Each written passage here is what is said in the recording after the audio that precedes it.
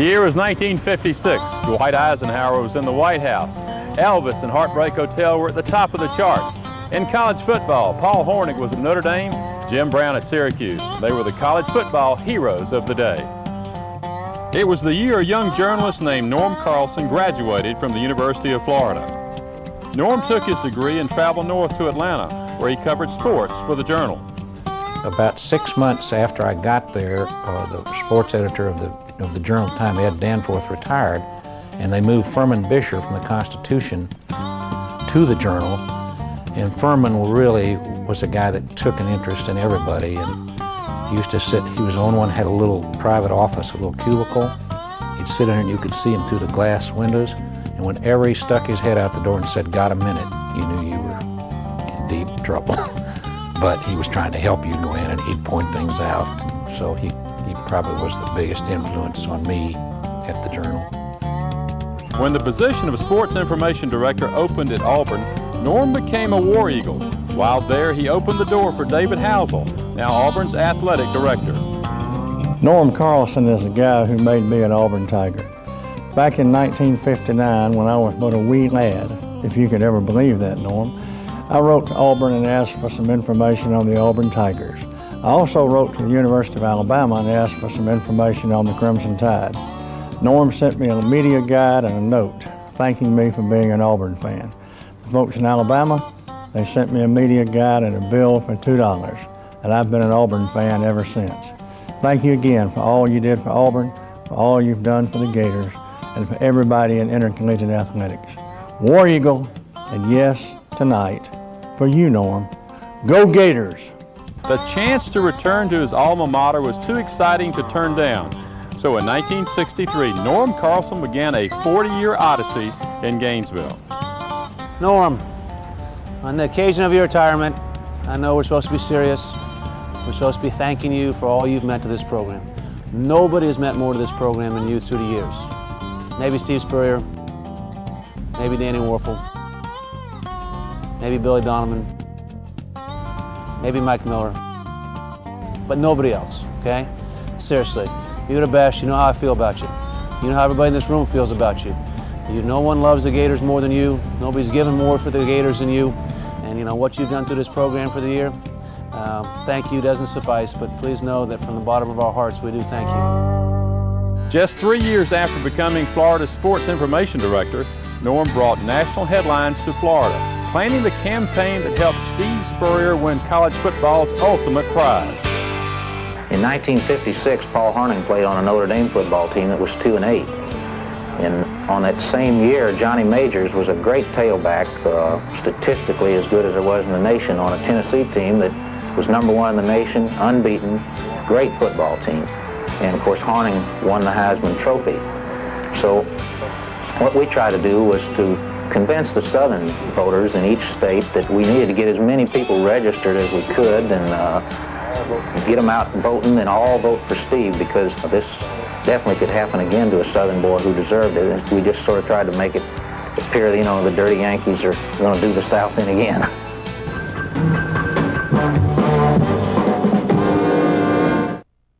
For Norm and the Gators, it was just the beginning. Who could forget a record-shattering runner named Smith?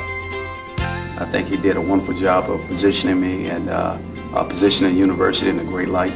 I think a lot of him, because he was there for me to help me through all the media training that I had to go through, as well as some of my teammates. And being with Spurrier for all these times, and now he with Zook, and dealing with me prior to that. So he definitely deserved some type of retirement. So I wish him well. Another Heisman winner, and a first ever national championship.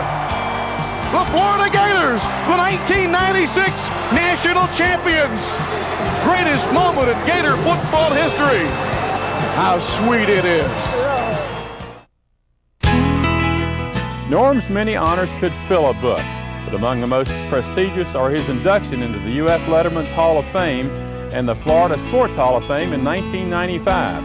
He is the only publicity person from the state to be so honored. I'm being honored for working at the University of Florida, the school I graduated from, the school I love. I work at a job I love, and I work in a state I love. I'm getting an honor for doing that. So that's a pretty good deal.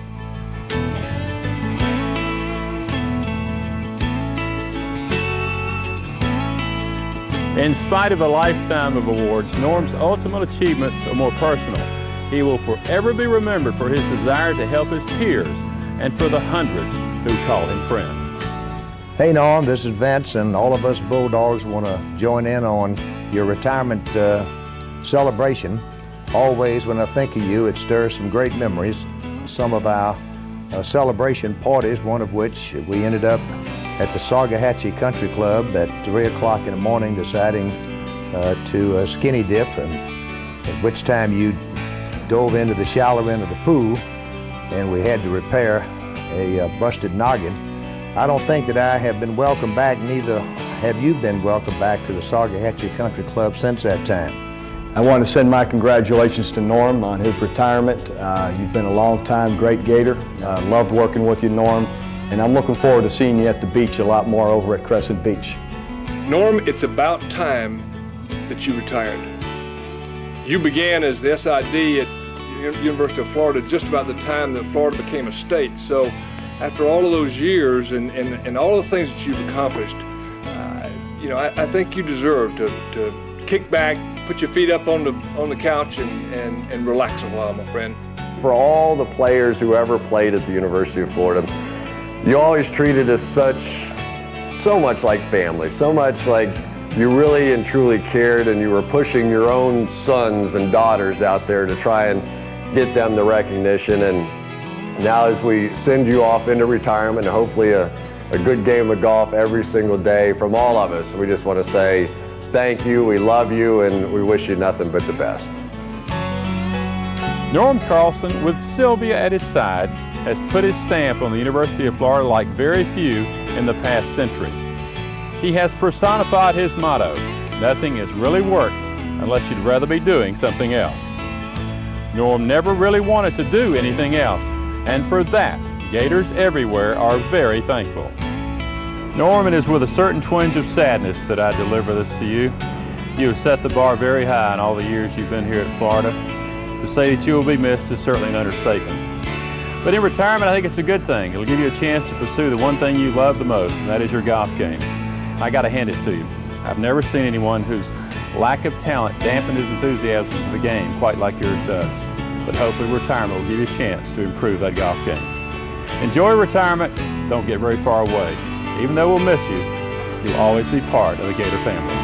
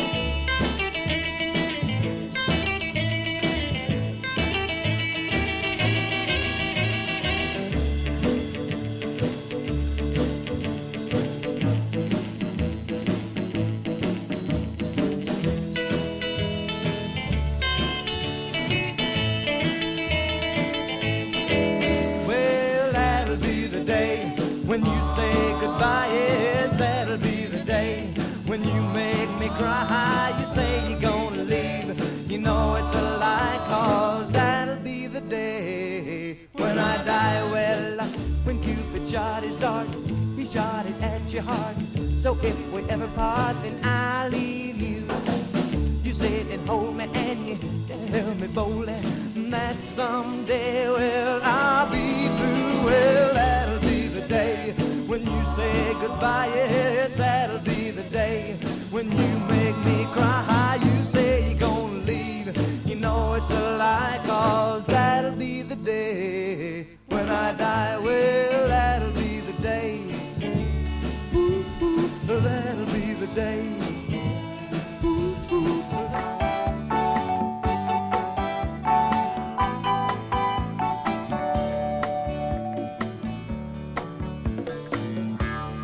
Nibbling on sponge cake, watching the sun bake. All of those tourists covered with oil, strumming my six string on my front porch swing. Smell those shrimp, they're beginning to boil. Wasting away again in Margaritaville,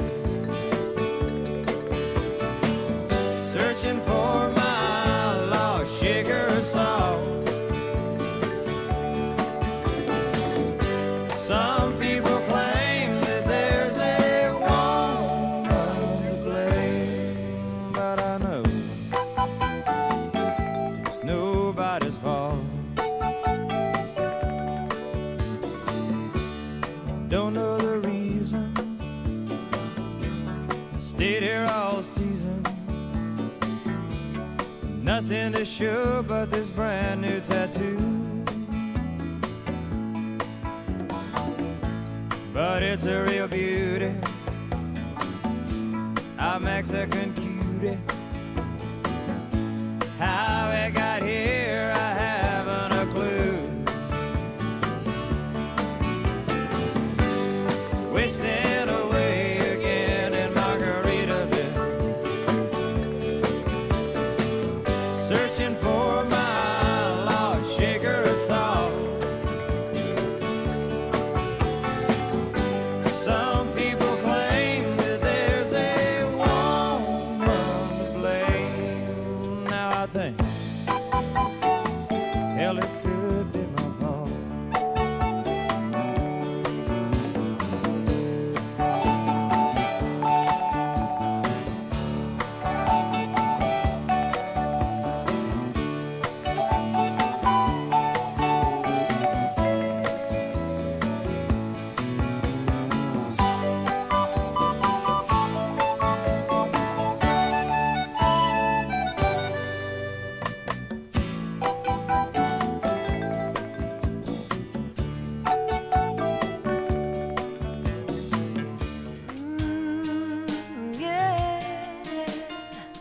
Looks like we made it. Look how far we've come, my baby. We might have took the long way. We knew we'd get there someday. They said, I bet they'll never make it. But just look at us holding on. We're still together, still going strong. You're still the one I run to, the one that I belong to. You're still the one I want for life. You're still the one that I love, the only one I dream of. You're still the one I kiss goodnight. Ain't nothing better. We beat the odds together. I'm glad we didn't listen. Look at what we would be missing. They said, I bet they'll never make it. But just look at us holding on. We're still together, still going strong. you're still the one I run to, the one that I belong to. You're still the one I want for life. You're still the one that I love, the only one I dream of. You're still the one I kiss goodnight. You're still the one.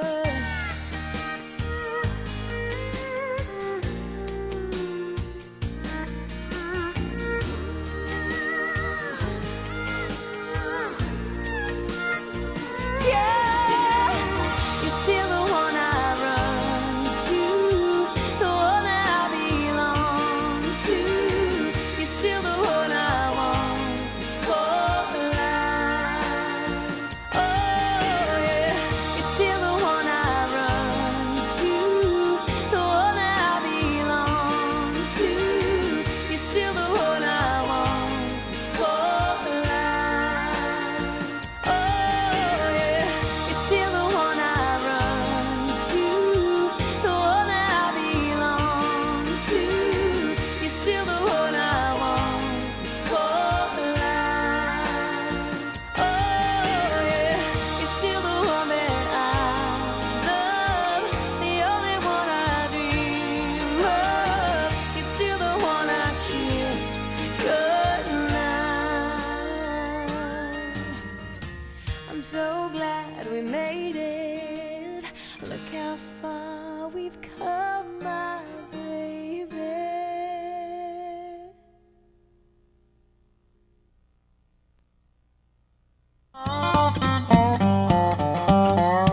The year was 1956. Dwight Eisenhower was in the White House.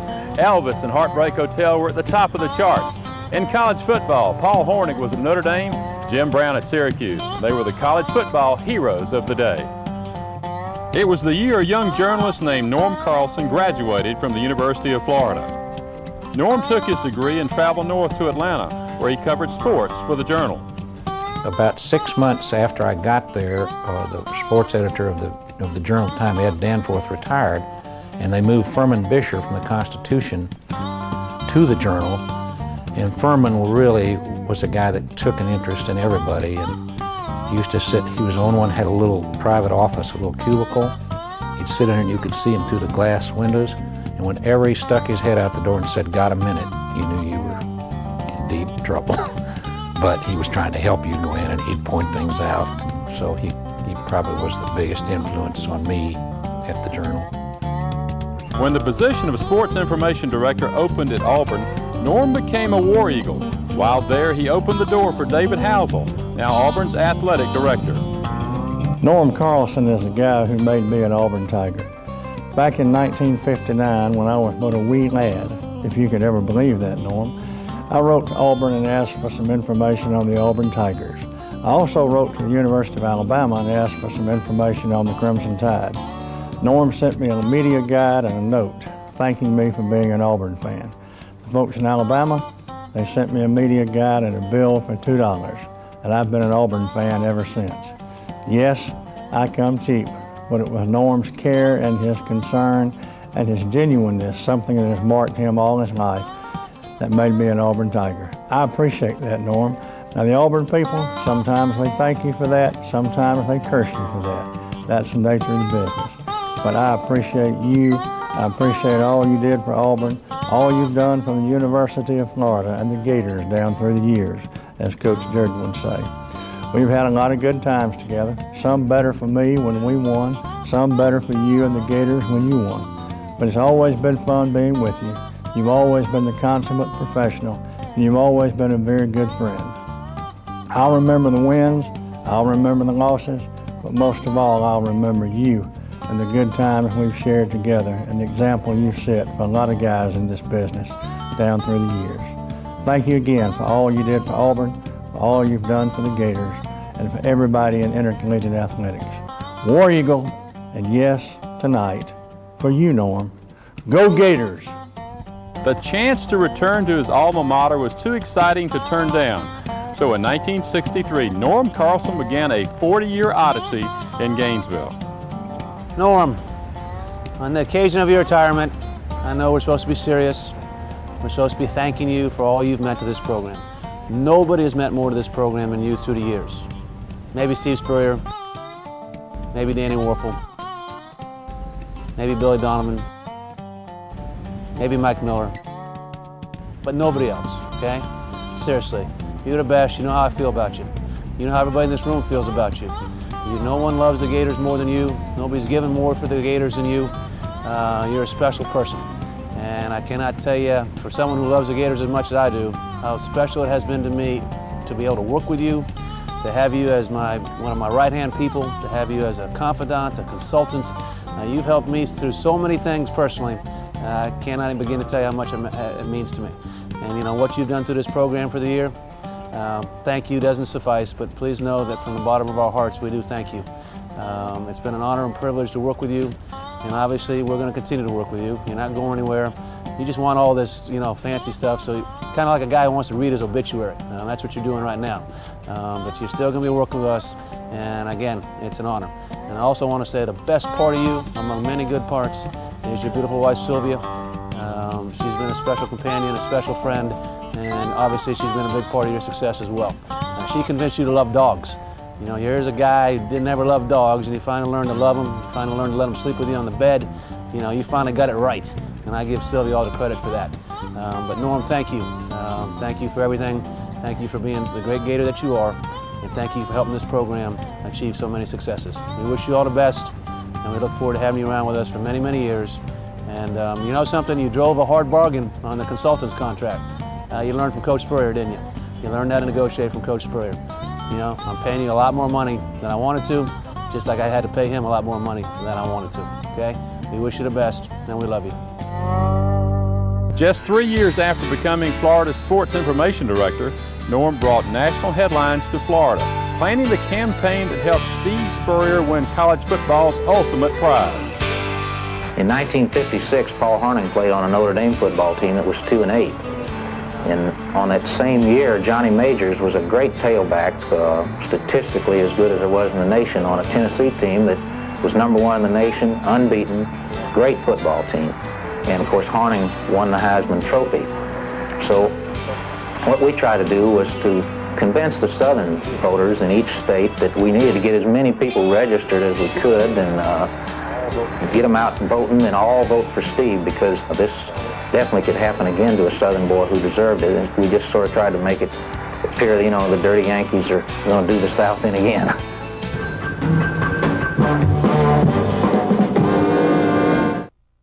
For Norm and the Gators, it was just the beginning. Who could forget a record-shattering runner named Smith? I think he did a wonderful job of positioning me and positioning the university in a great light. I think a lot of him, because he was there for me to help me through all the media training that I had to go through, as well as some of my teammates. I think the sports information department was one that handled everything with the utmost class and respect. And I just want to say congratulations to him on his retirement, because he definitely deserved it. Being with Spurrier for all these times, and now he with Zook and dealing with me prior to that. So he definitely deserved some type of retirement. So I wish him well. Another Heisman winner and a first ever national championship. The Florida Gators, the 1996 national champions. Greatest moment in Gator football history. How sweet it is. Norm's many honors could fill a book, but among the most prestigious are his induction into the UF Letterman's Hall of Fame and the Florida Sports Hall of Fame in 1995. He is the only publicity person from the state to be so honored. I'm being honored for working at the University of Florida, the school I graduated from, the school I love. I work at a job I love, and I work in a state I love. And I'm getting an honor for doing that. So that's a pretty good deal.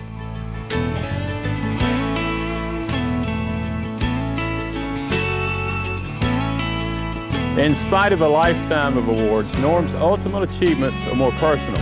He will forever be remembered for his desire to help his peers and for the hundreds who call him friend. Hey Norm, this is Vince, and all of us Bulldogs want to join in on your retirement celebration. Of course, for the past 40 years, we've been sort of on the different sides of the fence, especially that day in Jacksonville each year, which you hadn't been too kind to us in recent years for sure. But nevertheless, prior to that, we were together on the loveliest village, and always when I think of you, it stirs some great memories.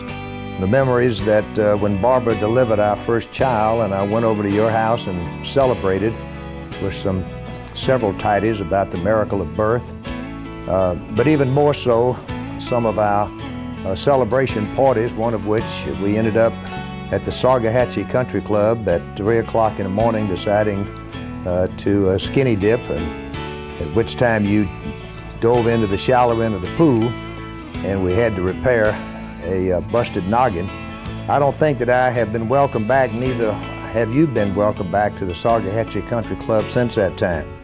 All of those are great memories, Norm, so you've been a tremendous asset to the Southeastern Conference, to the Gators, of course, and to football and sports in general, and been a true friend.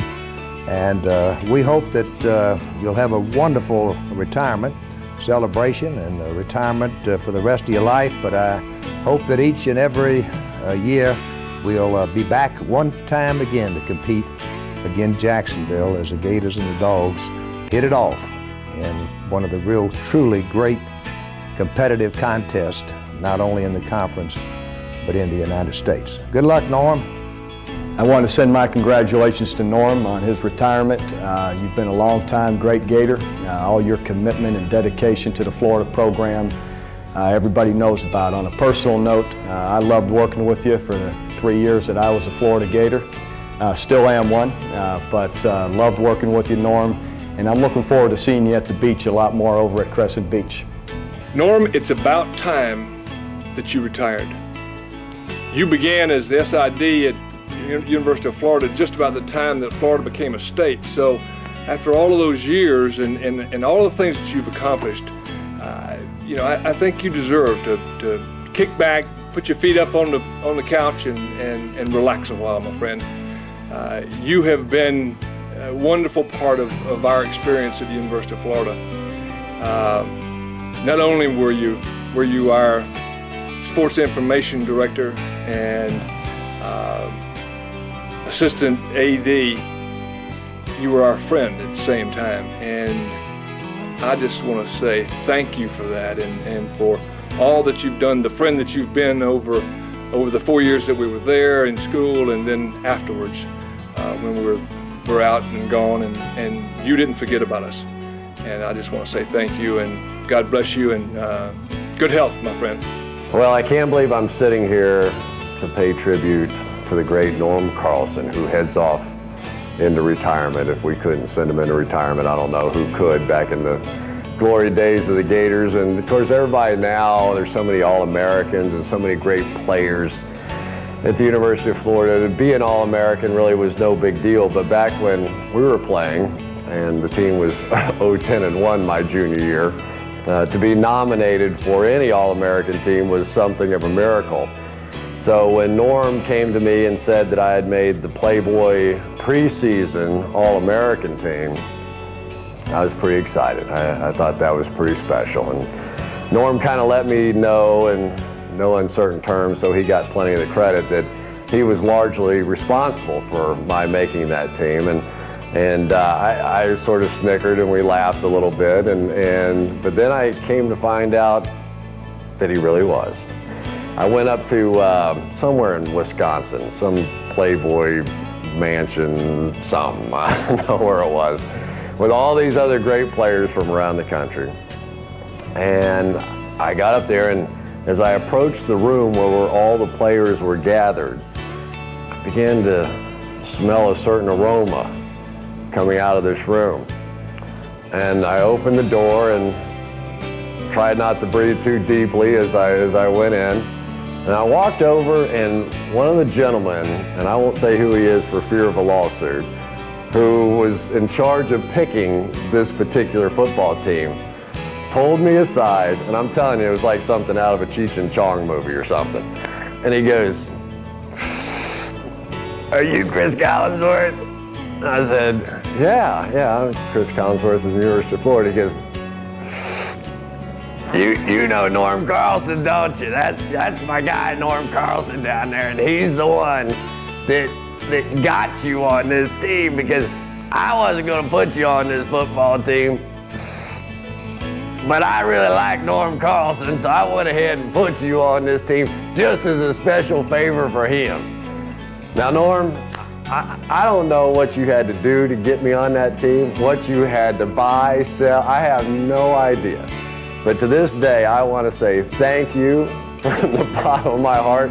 I had one of the great weekends of all time of my entire life up there that weekend. It was really fun, and it was really the first big honor that I had ever received. I know you played such a key role, and I think for all the players who ever played at the University of Florida, you always treated us so much like family, so much like you really and truly cared, and you were pushing your own sons and daughters out there to try and get them the recognition. And now as we send you off into retirement, and hopefully a good game of golf every single day from all of us, we just want to say thank you, we love you, and we wish you nothing but the best. Norm Carlson, with Sylvia at his side, has put his stamp on the University of Florida like very few in the past century. He has personified his motto, nothing is really work unless you'd rather be doing something else. Norm never really wanted to do anything else, and for that, Gators everywhere are very thankful. Norm, it is with a certain twinge of sadness that I deliver this to you. You have set the bar very high in all the years you've been here at Florida. To say that you will be missed is certainly an understatement. But in retirement, I think it's a good thing. It'll give you a chance to pursue the one thing you love the most, and that is your golf game. I got to hand it to you.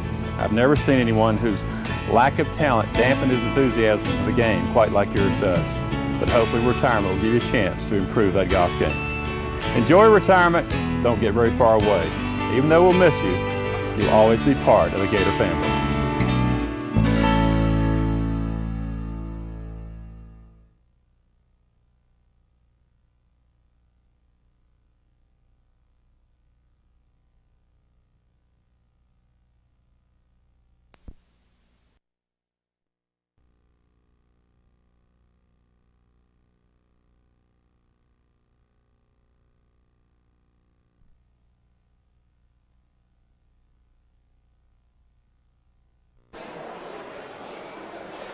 Okay, welcome.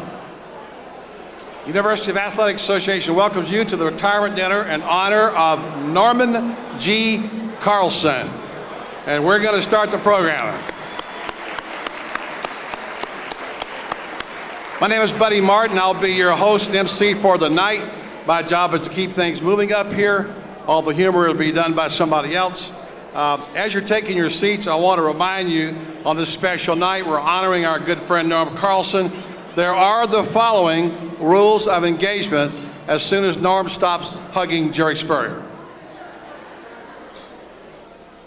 All right, first off, tonight is not about you, it's not about me, and it's not even about our distinguished guests who are going to speak tonight.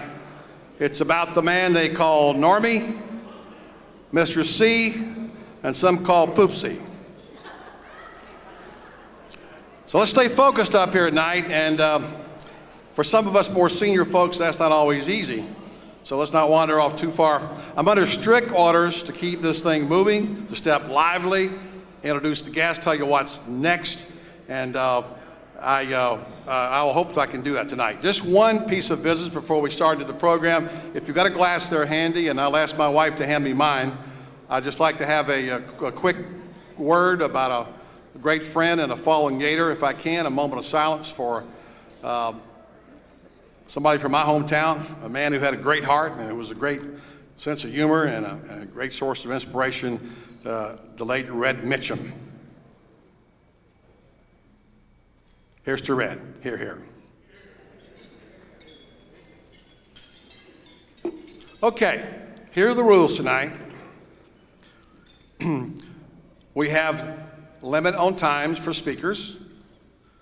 There will be no corny, gratuitous jokes from the MC.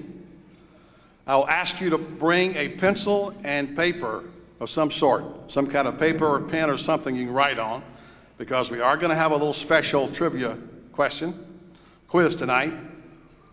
And at all times, let's remember the person we're honoring, and we will try to do that. In order to accomplish all that, we're not going to have any introductions except for the special guests, and we're going to make one exception and one exception only, because this whole room is full of distinguished people tonight.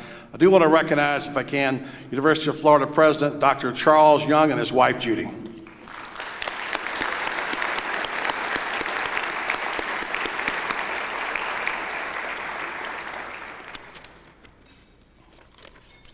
All right, look, I have no illusions about getting this job tonight. I want you to know that.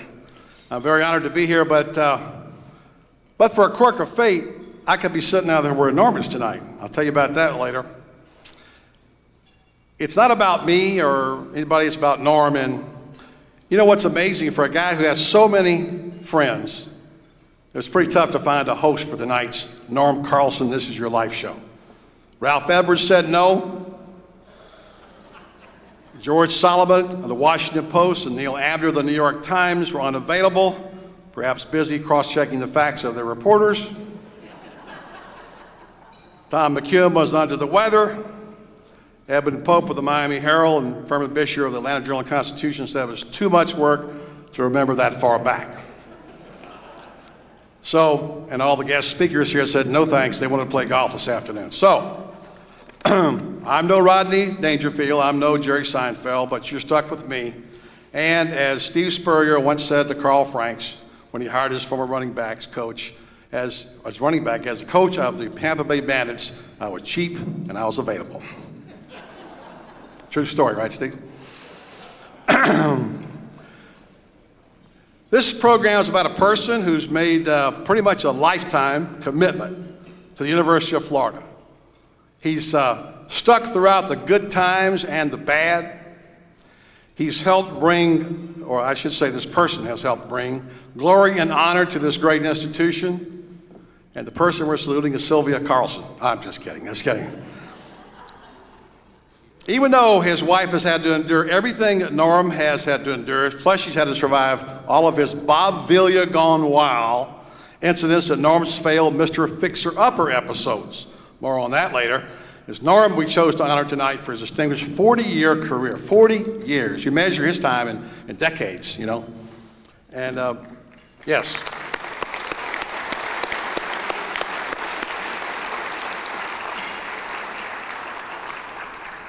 We're not actually honoring Norm to retire because he's really not retiring. He's coming back, but it's okay.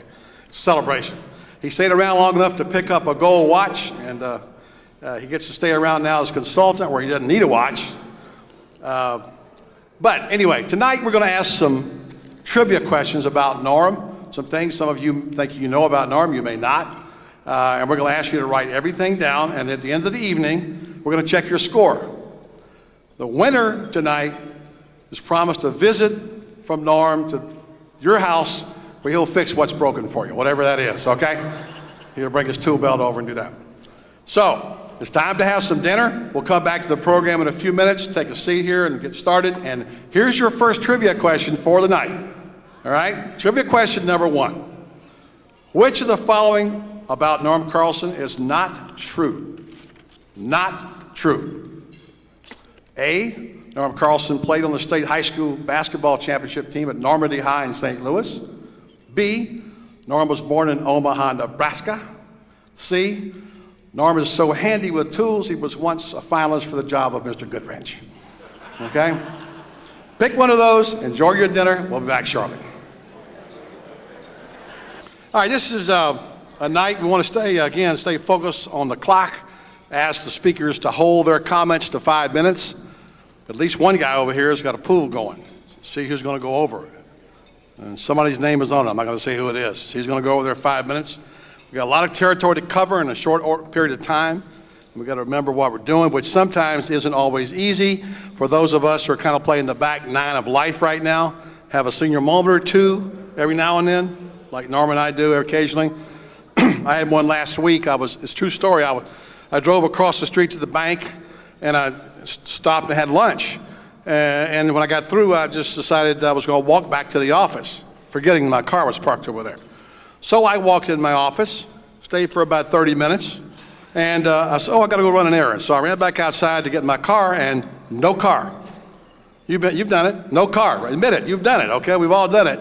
I'm thinking, okay, somebody stole my car, Or my wife decided to come down and use my car, but she didn't call me. She didn't tell me. I'm thinking, oh man, what am I going to do here? I'm walking around the parking lot, looking like this, and I get my phone out to dial, and I think, oh, you idiots. You left your car across the street when you were 8.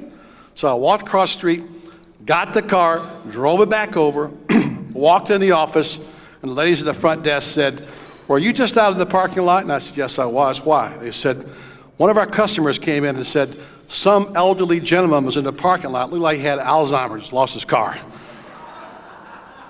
So not only was I elderly, I was stupid and everything else. So that was, that's pretty bad. I was telling my boss about it. It's a true story. That night, my boss called me and said, buddy, listen to this story. He said, tonight going to the board meeting I had to go to, I went to Burger King for a quick bite to eat. And I said, I called my wife who's pregnant just to check on her, and I'm in a hurry, and I got my tray, and I got my cell phone, and I'm talking, and says, I walk up to the trash can, I dump my stuff in the trash can, and I said, oh my gosh. And she said, what's the matter, Jim? He said, I think I just dumped my cell phone in the trash can. She said, Jim, you're talking to me on your cell phone. What are you gonna do?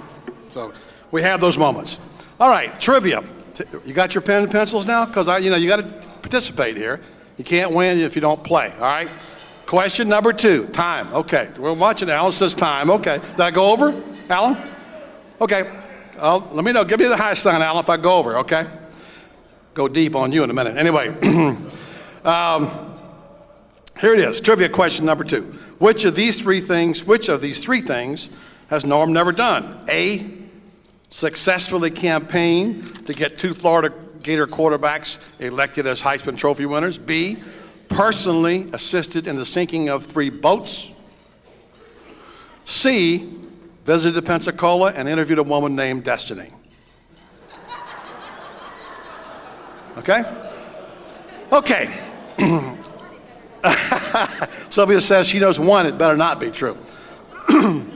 Our first speaker, most of us remember him as a young, dynamic SID assistant under Norm Carlson. I asked Norm the other day what this gentleman learned when he was there, and Norm actually said, how to get out of here and get a better job, of course, he said.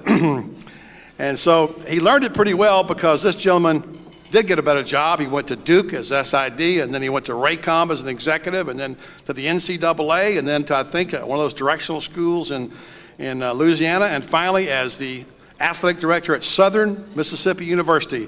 I give you Richard Giannini.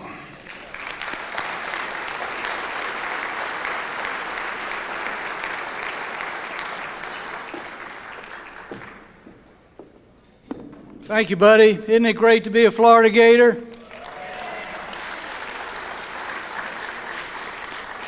Isn't it great to count Norm Carlson as a true friend?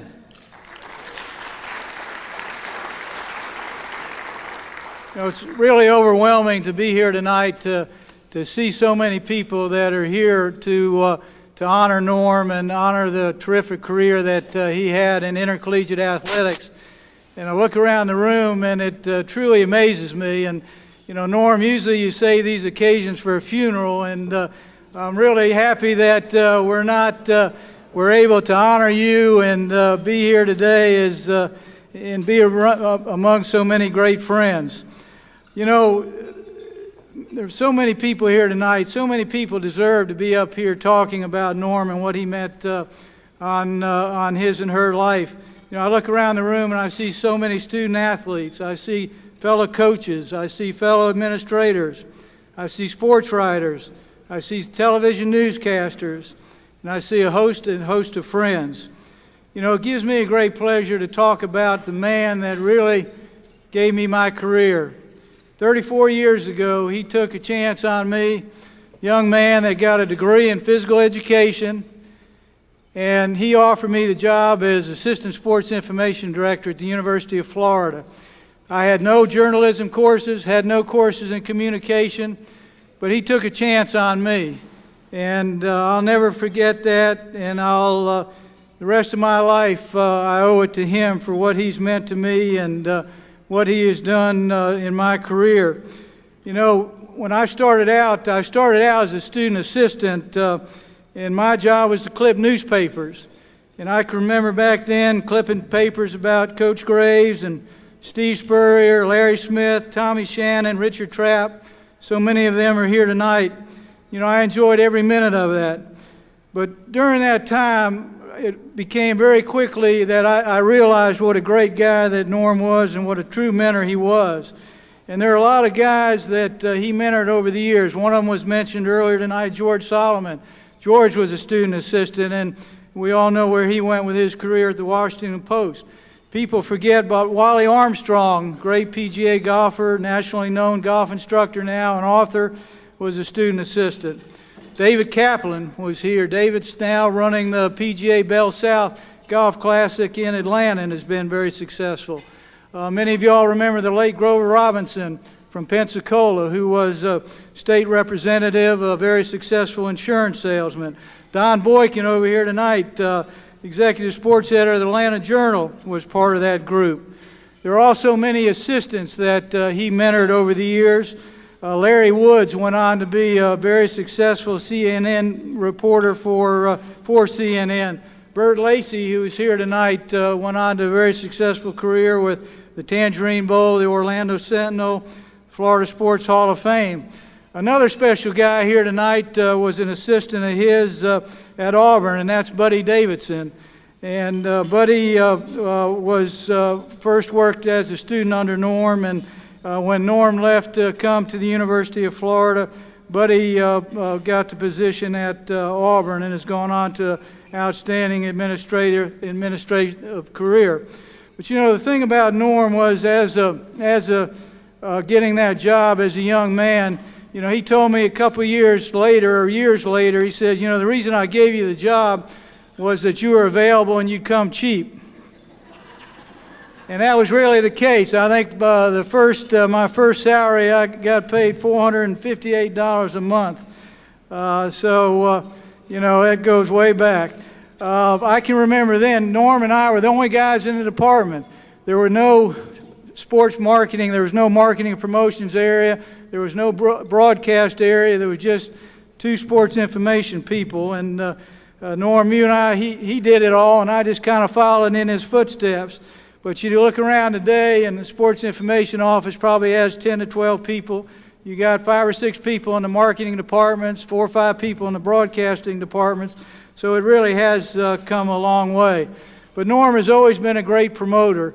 And what the tribute here tonight is to see so many of his former athletes that over the years that he wrote about and promoted their careers. And I think, Norm, it's a terrific tribute to you to see so many of these athletes come back and be a part of this festive evening.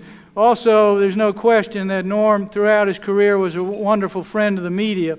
And you look around tonight and you see so many people in the media that are here tonight, and people loved him. But I can't thank Norm enough for what he has meant to me, because literally, had he not taken a chance on me 34 years ago, today I may have been an athletic director, but it might have been at a small high school here in the state of Florida, which may not have been that bad, but I really appreciate what he did for me, and I appreciate the love and the support and the encouragement that he gave all the people that ever worked for him. And I speak for a big group that are here tonight, because I just mentioned the guys that were in the program when I was here, and I know that there are a lot here tonight that were with him over the years and enjoyed the same experiences that I enjoyed. He'd never get on you. He'd give you an opportunity to do your work. He just was a great leader and a great mentor. And in closing, I'd like to make a little quote from an essay that was written by John Slatter, which is entitled, "I Am a Teacher." And in the essay he writes, "An architect knows that if he builds with care, his structure may stand for centuries. A teacher knows that if he builds with love and truth, what he builds will last forever." And thank God that Norm Carlson has been a teacher, and he's been a great mentor of many. Norm, on behalf of all of us that worked under you, that you started our careers, we can't thank you enough. We wish you all the best in the world in your retirement, and God bless you and Sylvia.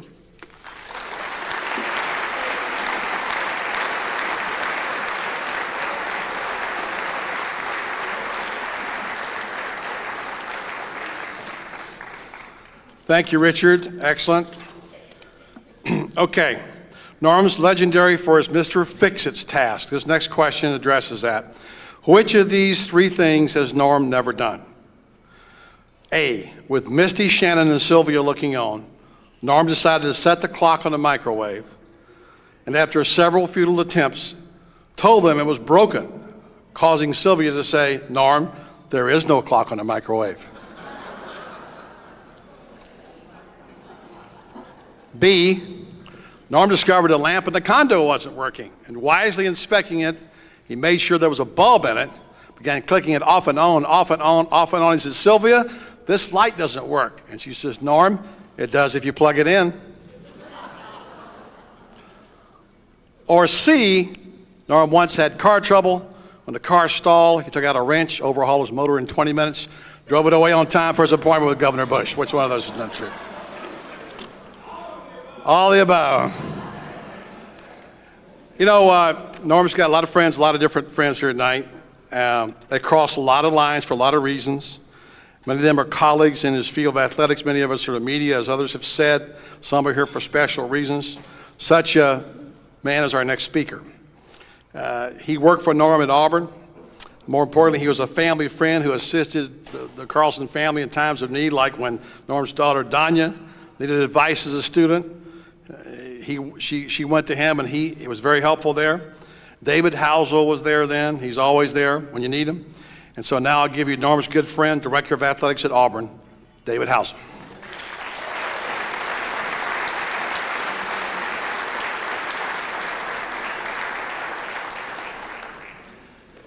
The University of Florida is indeed an amazing place. Nowhere else in the world have I ever sat down for a meal and the server asked if I was a vegetarian. Truly an amazing place.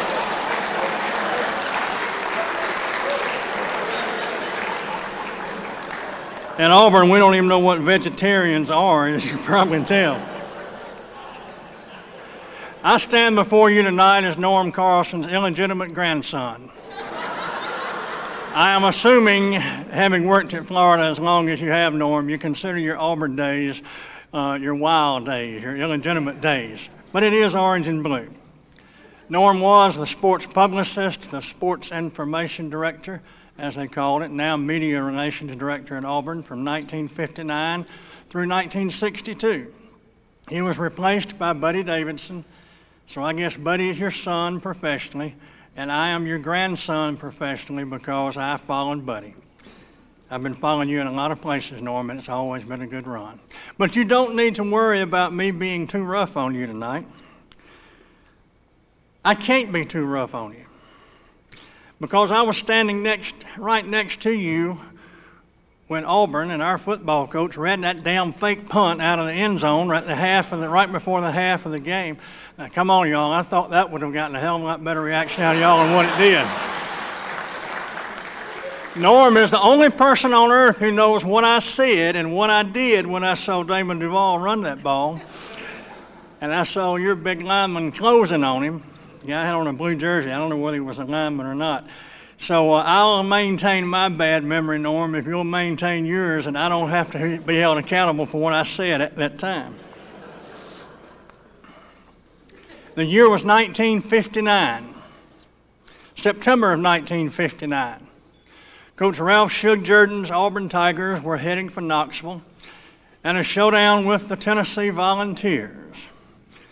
Now, Gus Manning and Haywood Harris, our distinguished friends from the great state of Tennessee and the University of Tennessee, are back here. They can confirm this story. It was Norm's first road trip as a publicist for the Auburn Tigers. As they did in those days, Norm went to Knoxville, flew up on Thursday, the day ahead of the team, and went around and was visiting with all the media. This is probably before the days of television, but the media he was visiting with. And he went to the Knoxville News-Sentinel. Had a nice visit with Tom Seiler, I believe it was. Auburn had won 24 games in a row, 2.5 seasons without a loss. The next day, as the team was arriving at the Knoxville airport, Tom Seiler wrote, Auburn publicist Norm Carlson, oozing with confidence, came by yesterday. Norm said he spent all the expense money going out buying copies of that paper so Coach Jordan wouldn't see them. But apparently it accomplished its goal because Auburn lost that next day, 3-0, ending that winning streak. And forevermore, Norm Carlson has learned how to cry. He may have even taught Wally Butts and Bear Bryant and Vince Dooley how to cry. Never had a chance, never had a chance, never had a chance. Because every time we played the Florida Gators, they never had a chance. Because Auburn was so big and so good and so powerful. When I think of Norm Carlson, I think of two words. I think of grit and I think of grace. Norm Carlson is a competitor.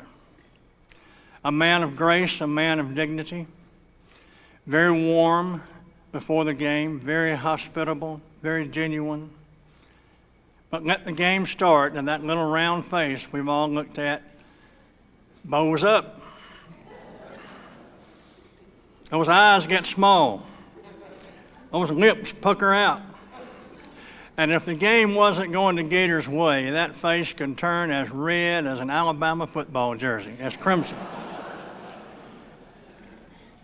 I remember 1981 when the Gators missed a field goal right at the end of the game that would have given you a 15-12 victory. Instead, Auburn won 14-12. I remember 1989. Florida led 7-3 in a big upset at Jordan-Hare Stadium. As Norm was going to the Florida dressing room, I reached out to congratulate him. He said, "It's not over yet. It's not over yet." Sure enough, Norm was right. On the very next play, our quarterback, Reggie Slack, threw a 47 yards and 9 inches touchdown pass, and Auburn won again. Norm was right. Yeah, I remember those games different from y'all, the way y'all do. But like Barbara Streisand said in her song, The Way We Were, what's too painful to remember? We simply choose to forget, Coach Spurrier, Coach Zook. We've had a lot of great games. Some we remember, some you remember. But in victory or in defeat, Norm Carlson always showed class, always showed grace. If we were fortunate enough to win, he was the first to shake my hand and say, "Congratulations, you deserved it. Your kids played well." If Florida won, as Florida did on many occasions, Norm was never one to brag. He simply said, "Our kids played well and our coaches did a good job." A competitor? Yes. Class? Yes. When I think of Norm Carlson, I think of grit and I think of grace. The University of Florida has had many outstanding athletes down through the years. The University of Florida has had many outstanding coaches down through the years. Athletes come and go. Coaches come and go. But for 40 years, the University of Florida has been privileged to have a damn fine sports publicist, a damn fine sports information director. In my old field, media relations, and really as an athletic administrator, athletic director or sports information director, but especially as sports information director, Norm Carlson was the E.F. Hutton of the profession. When Norm spoke, people listened. We not only listened to Norm, we watched and we saw how you did things. And we did it the same way. Because if it was Carlson's way, it was the right way. It was the Florida way. It was the class way. Thank you for all that you have done and meant to so many in this room. To Richard, to me, to others. Thank you for all the good that you did and will continue to do for the University of Florida. The good book says when you do it for somebody else, you're doing it for others as well. Your good work in Florida was a credit to all of us in the business of intercollegiate athletics, because we really are all in it together. Your good work was at Florida, but you were and are a compliment to us at Auburn, to those of us from Tennessee, from LSU, from Georgia, Ole Miss, Mississippi State, Vanderbilt, Kentucky, South Carolina, Arkansas. Yes, even those folks up the road, that school up the road. Because we're all in it together. We have watched, we have learned, you have made us proud, you have made our profession proud, and we thank you tonight for doing that. Sylvia, you have my condolences. You are about to get twice as much husband and half as much money. I hope you're up to it.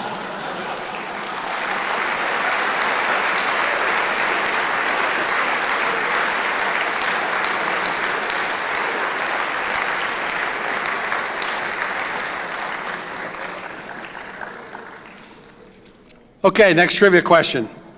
Which one is not true?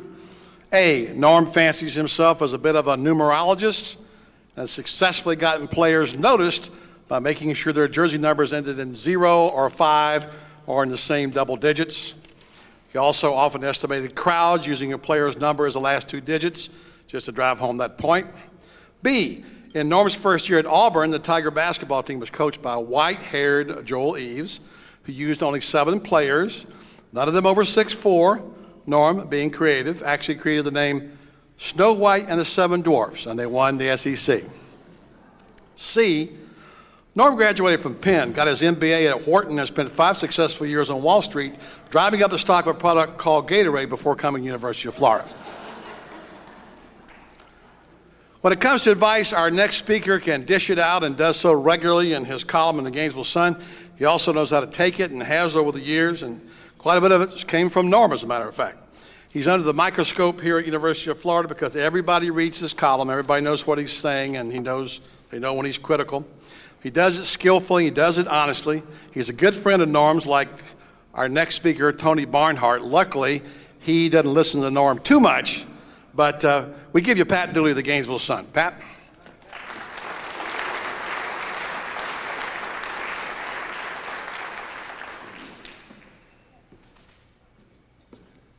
Thanks, everybody. I'm just glad to get up here so Bianchi will quit bugging me for giving me all these lines he has. But Norm, I know it's your night and everything, but since Sperona's sitting here, Steve wants you to go get some beer. We ran out there.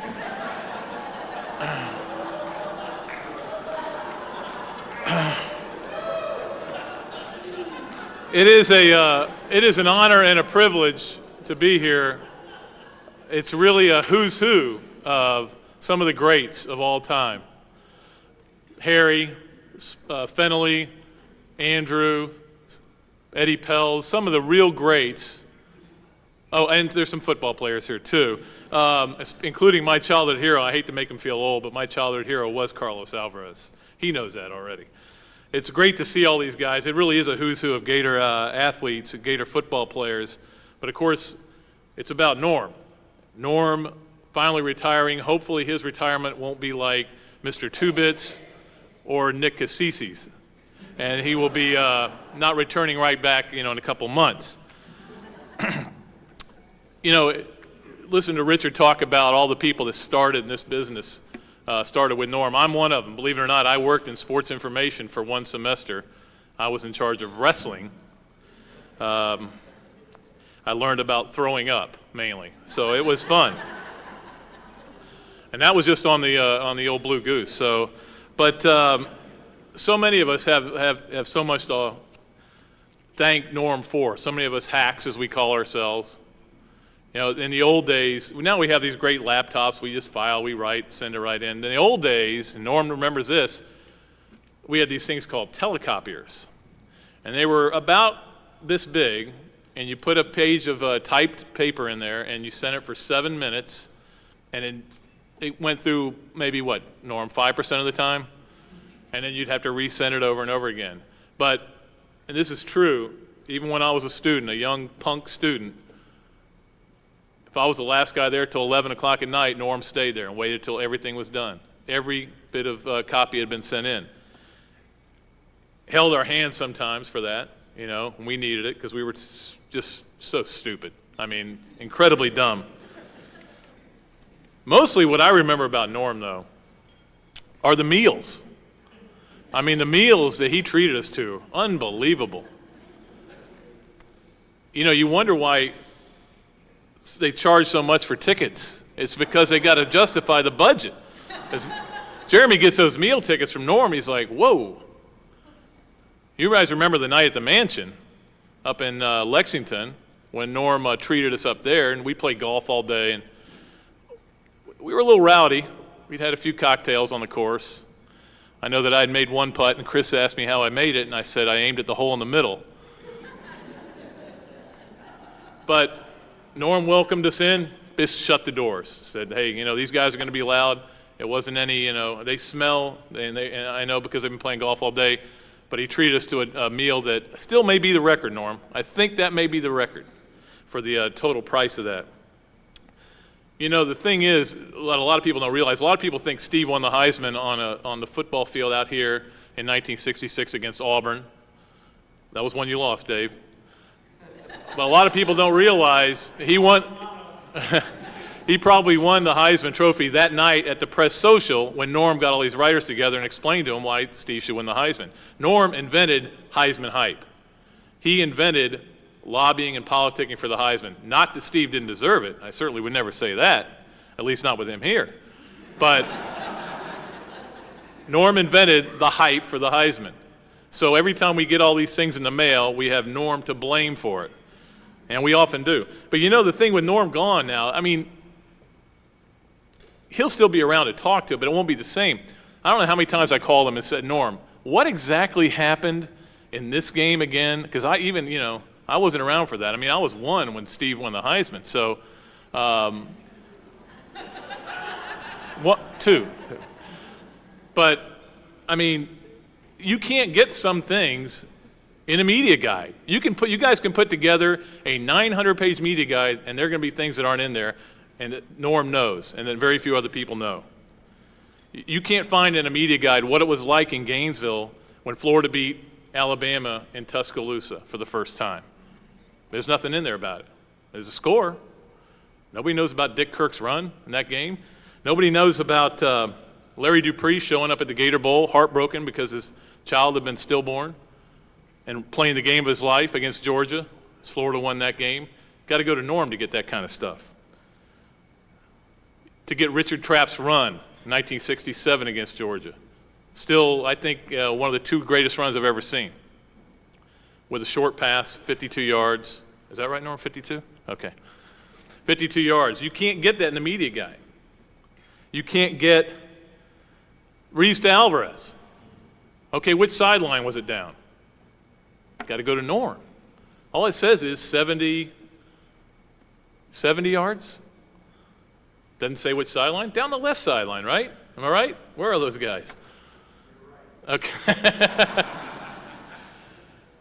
You can't go to the media guide and find out why Fred Abbott quit the team. I mean, it's just not in there. You can't go in there and find out about the first time they ever won at Auburn. You can't find out about the November to Remember in 1973 that at the time of my life I thought was the greatest thing that had ever happened. Florida beating Auburn and Georgia and Kentucky and FSU and this. How does that happen? That can't happen. November to Remember. You know, then things changed and we got a lot of Novembers to remember up here. You can't find anywhere in the media guide that Florida, to my knowledge, is the only school to have 3 quarterbacks throw the ball out of bounds on 4th down to stop the clock. Nowhere else can you find that. But Norm knows all about it. You can't find out about the great 75 team, which should have done better, should have won the national championship. They were that good. You can't find about 0-10-1 except the scores.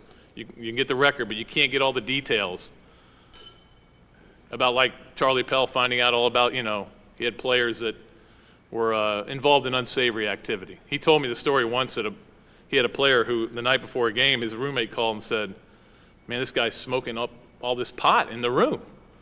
So they went and they confiscated it and told him he was in trouble. And the next Monday, the player came to Charlie's office and said, "Where's my pot, man? You got my pot." You can't find that stuff out in the media guide. You can't find out what Norm said when Florida won its first SEC championship, although it didn't count. They had a couple of those. In 1984, when Adrian White intercepted the ball, and Norm said on the radio, when he was doing radio then, "Oh, Adrian, you have no idea what you've done for Gator fans everywhere." You can't find that out in the media guide. You can't find out about, you can get the numbers and the details in the SEC championships, but all the things that went on from 90 to 2001, the greatest run we've ever had here at the University of Florida, and the most fun it's ever been to cover a football team. You can't find all that stuff out. What you can find out are stats and numbers and physical things, but we're going to miss Norm. We are going to miss him in the media, the young hacks and old hacks alike. There's a lot of love in this room tonight. I know that. A lot of people love Norm Carlson. The reason they love Norm Carlson is because he loves them. And that's the greatest thing about him. He loves the University of Florida. He loves every one of those players. All right, there may have been 3 or 4, but he loves almost all the players that have come through here. He loves almost all the media guys. There's a couple. And certainly almost all the coaches. And they all love him back. Anybody who could survive DeVoe, Arnsparger, and Dickey, I've got a lot of respect for. Norm, most of all, I want you to know I love you, and you know that. And make sure that you give me your number in Crescent Beach, because I'm sure I'm going to have a lot of questions next year. Okay? Thank you.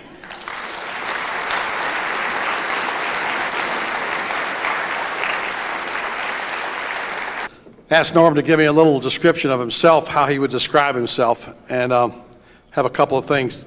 Which one of these 3 things didn't he use? 2 of them he did use.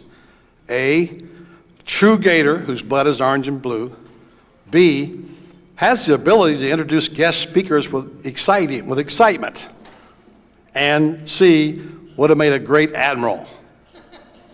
Which one didn't he say? Our next speaker first surfaced here when Norm noticed this young guy from Atlanta who kept hanging around asking a lot of questions. Some of them were advice about covering the SEC.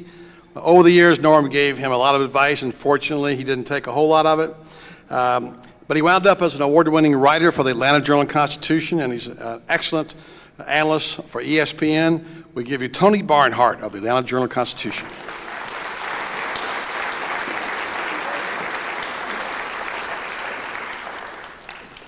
Well, first of all, ladies and gentlemen, on behalf of the Atlanta Journal-Constitution, Norm, Sylvia, we want you to know it's an honor for us to be up here. I know this has got to be a special night, buddy, because there's no way in hell you're going to let a University of Georgia graduate talk to this many Gators. One reason we wanted to be here tonight, and we're happy to be here tonight, is because we at the Journal-Constitution, we still feel like Norm is a part of us. If you didn't know this, Norm came out of the University of Florida, bright-eyed, bushy-tailed graduate, and went to work for the Atlanta Journal, was hired by Edwin Pope for the princely sum of $60 a week. Now, Norm, you really should have stuck with us, because I was talking to Don Boykin on the way down. By now, we'd have had you up to at least $90, I promise. Ladies and gentlemen, I think the best thing, well, the best tribute I can tell you about Norm Carlson tonight is a personal story, and Buddy alluded to it just a couple of minutes ago. About 20 years and many, many pounds ago, I was a rookie, or certainly a young reporter at the Atlanta Journal-Constitution. And I was I was working hard, trying to make an impression, and it came time to make my first trip to the University of Florida. And Furman Bisher, the wise veteran, pulled me to the side and said, "Listen, Barnhart, here's what you do. Now, you're not very bright, so you're going to need some help. So when you get to Florida, first thing you want to do is look up Norm Carlson." He said, "I'll tell you, the thing about Norm is that he'll tell you what's going on, and he will never, ever, ever lie to you." Now, that made an impression upon me, and Buddy's right. When I got to the University of Florida, Norm helped me in every way he could. He found out I was a Georgia grad. He still did it anyway. But he was instrumental in helping me, particularly in the early portions of my career. Now, 20 years have passed, and now I'm in a position now where I have to advise young reporters. And it wasn't that long ago when a reporter came to me and he was going down to the University of Florida for the first time, and I told him, well, here's what you do. As soon as you get to Florida, you find Norm Carlson. He'll tell you what's going on, and he'll never, ever, ever lie to you.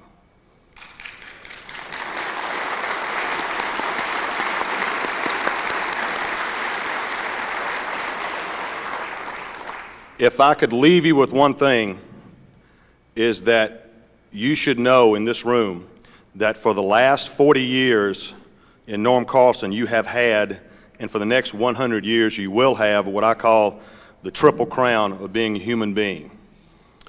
It's trust, credibility, and friendship. When Norm Carlson was campaigning for Steve Spurrier for Heisman Trophy in 1966, it was because he had the credibility. Those writers didn't listen to him just because they liked him, even though they did. They knew what the guy was saying was accurate. The man had credibility. You can trust the man. Over the course of the years, we know that if Norm Carlson tells us something, it's going to be the truth. Now, it may not be what we want to hear, and oftentimes it wasn't. But when he told us, we knew we could take it to the bank. We didn't have to worry about a call late at night saying, Barnhart, you're wrong again. If Norm Carlson told me, I knew it was right. And finally, there's friendship. We in the media have an interesting relationship with sports information directors. We sort of have to walk this fine line, this fine dance, because we represent two different entities, sometimes that come to cross purposes. But Norm knew and still knows how to walk that fine line. And for a number of us in this room, he became my friend, and I'm happy to say that I was one of the lucky ones. Thank you.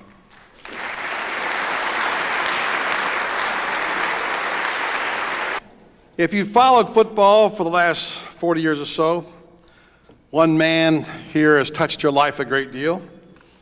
I'm not really sure if Norm made him famous or he made Norm famous. But Gator fans will be forever grateful for the dignity and honor and pride he brought to his alma mater. He's a great football coach and a good friend to many of us, Steve Spurrier.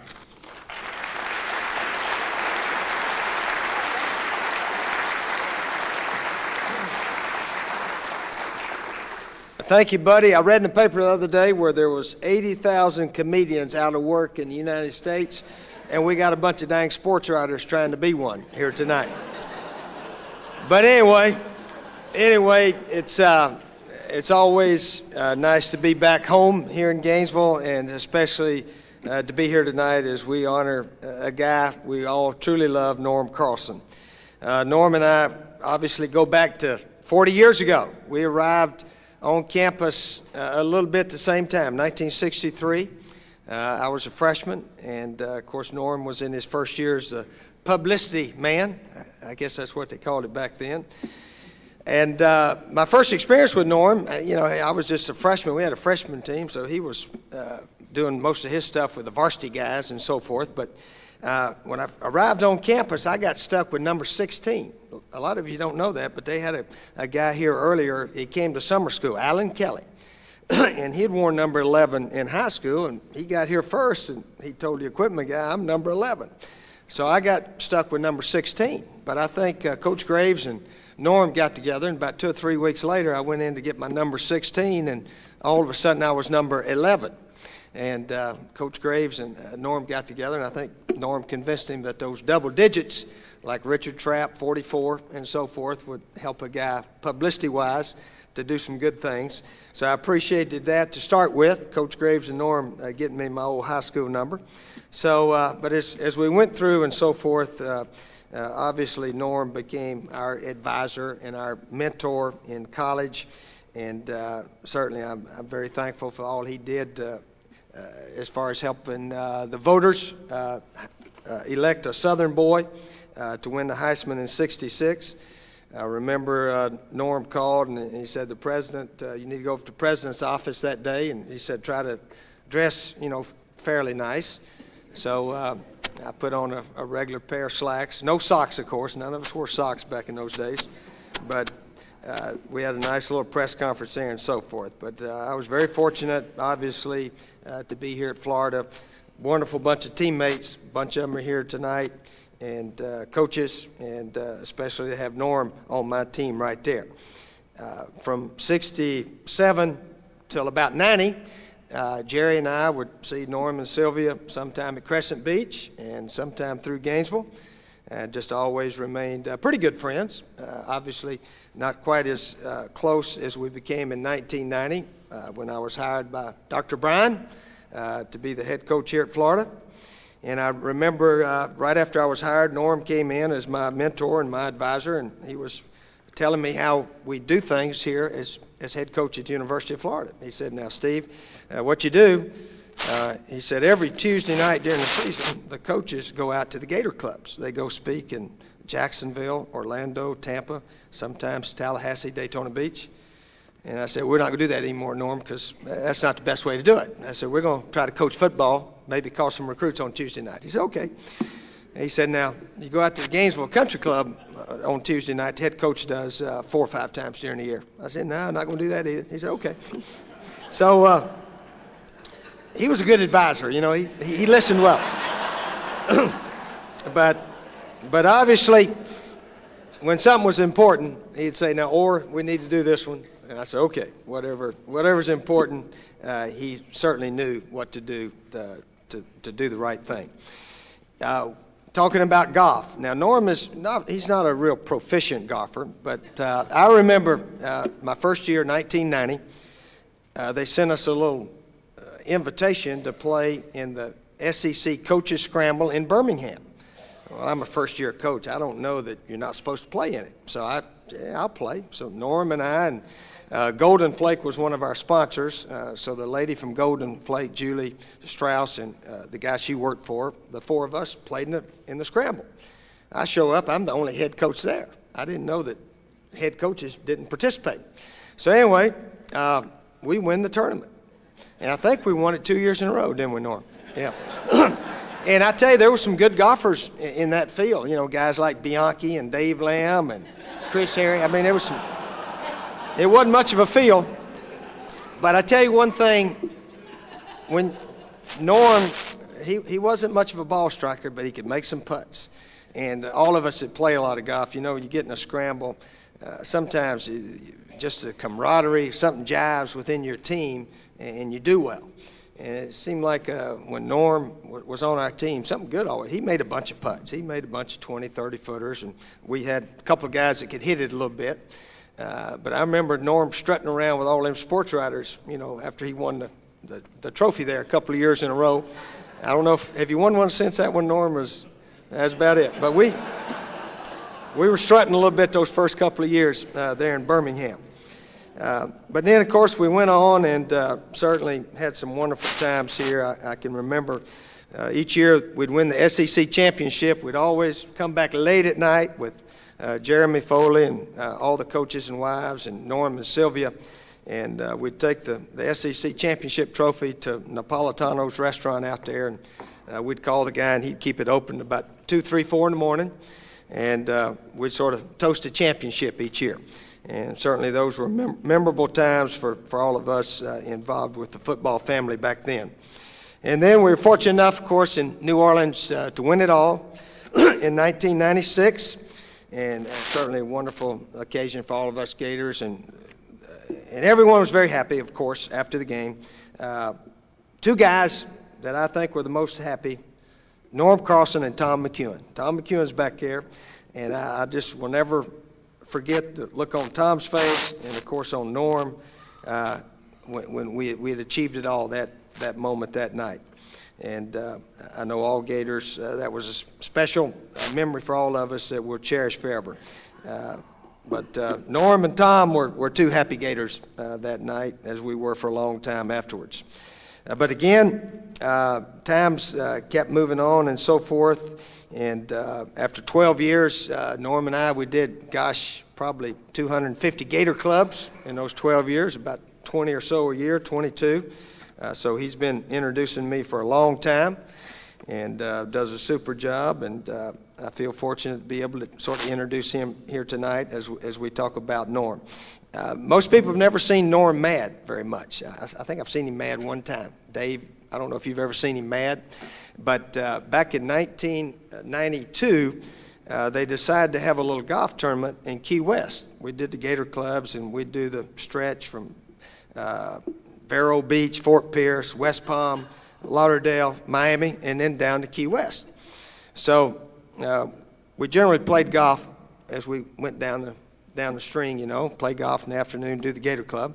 And Jamie Spronis, Dave, was in charge of transporting the golf clubs. And Norm didn't play all the way down. He was just meeting us in Key West for the tournament. And of course, Norm, he was excited about this. I think it was his first tournament in 5 years, so he was excited about it. So anyway, we go to Adios in Fort Lauderdale. Played with A.Z. Stevens, and our direction guy, Carl Franks, wasn't very good. Anyway, we got there about 20 minutes late. So we pull in, and they throw the clubs out. We get on the cart, and we go play.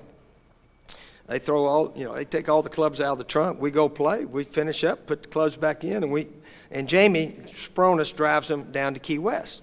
Well, they get to Key West, and they take Norm's clubs out of the trunk, put them on a cart. It was no Norm playing, so they were still on the cart up at Adios in Lauderdale. And so Norm looked at Jamie. He said, "Dadgummit, Jamie, you got two jobs. Coach Spurrier hired you to do two things. Make sure the beer's cold and make sure the golf clubs get where they're supposed to be." And Jamie said, "Norm, he said, make sure the beer's cold, but make sure his golf clubs got where they were supposed to be." So Norm had to use a borrowed set down there in Key West at that tournament, and I don't know if he did too well, but anyway, that was another story. But anyway, after a lot of years together with Norm, certainly knowing Norm, Sylvia, and his family, 40 years, you don't meet better people. Everyone said wonderful things about Norm. He's sort of, I guess, the Will Rogers of sports information directors around the country. He likes everybody, although there might be a couple of guys in Tallahassee he's not very fond of, like a lot of us. But he likes about everybody. He likes just about everybody, and everybody likes Norm Carlson. He's a wonderful guy. We've spent many a time at Crescent Beach, here in Gainesville, post games and so forth. And one other thing I remember when I was hired in '90, he said, now, after the games, he says, "Steve, I'll get you after you do the interviews, and we'll go have a beer with the sports writers after the game." I said, "What?" He said, "Well, that's what we do here." And I said, "We're going to have maybe a beer with our coaches and our families, our athletic director, and you too, up in the coaches' offices." I said, "That's what our game plan is." He said, "Okay, that's fine." So Norm was with us, and I will say for 12 years, we won most of them, but we lost a few also. But when we lost, we were all on the same team. We won together and we lost together. Everybody associated with Florida football, and that's what made it so fun at that time. Win together and lose together, and we all had a chance to share many happy times together. And I'll share a lot more with Norm and Sylvia at Crescent Beach and here in Gainesville and so forth. He's not retiring completely. He's still going to hang around the university and give his good advice to the next sports information guys, I'm sure. So, wonderful guy, Norm Carlson. Glad to be able to introduce you here tonight. Thanks.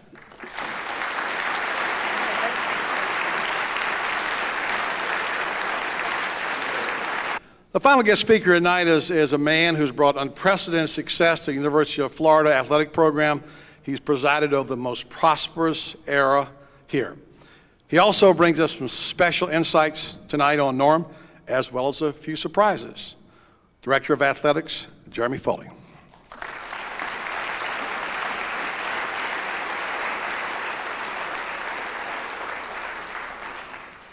Thank you, buddy. Thank you all for being here tonight.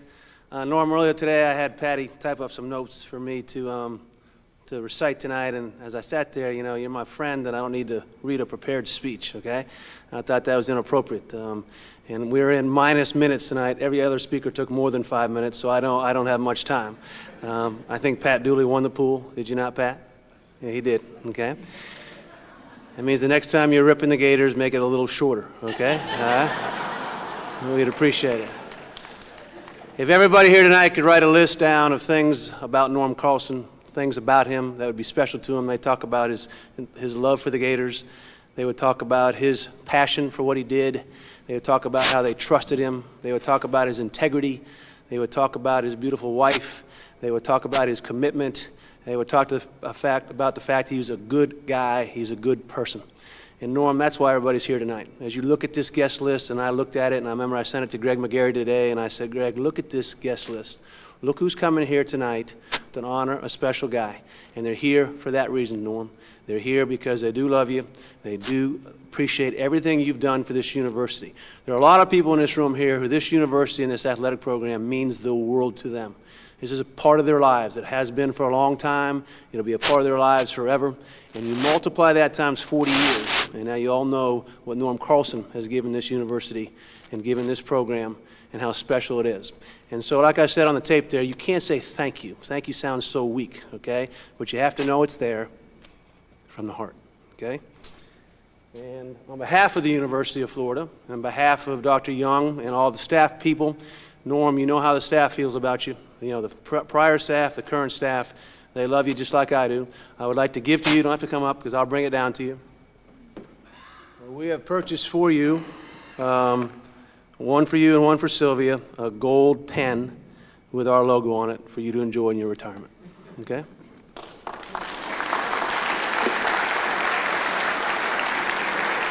Now, folks, I know we ran out of beer tonight, but we're not cheap. We're not just giving him a pen, okay? You know, I thought I'd see if I could get you on that, Norm, right? This is a $4 pen we bought today at the gift shop, all right? You can have it, okay? All right?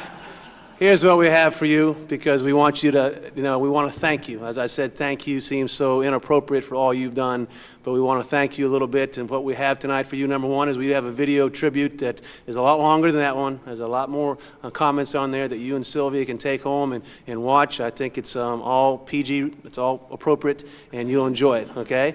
You will have that forever.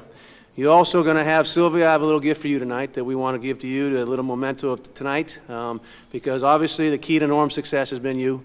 Not enough people have said that tonight, but we know. You know, you're the one that has made him kind and gentle and lovable, okay? So we want you to have that. We also have for you too, and Norm, you know, obviously Sylvia's involved in this, but we're sending you to the city of their choice. Now, we weren't going to send them anywhere in the world. They want to go to Denver, Colorado, okay? But you're going to go there for a week on the UAA. You get to go all the places you wanted to go, but it's not hot out there, so we want you to enjoy that because that is something that you've earned.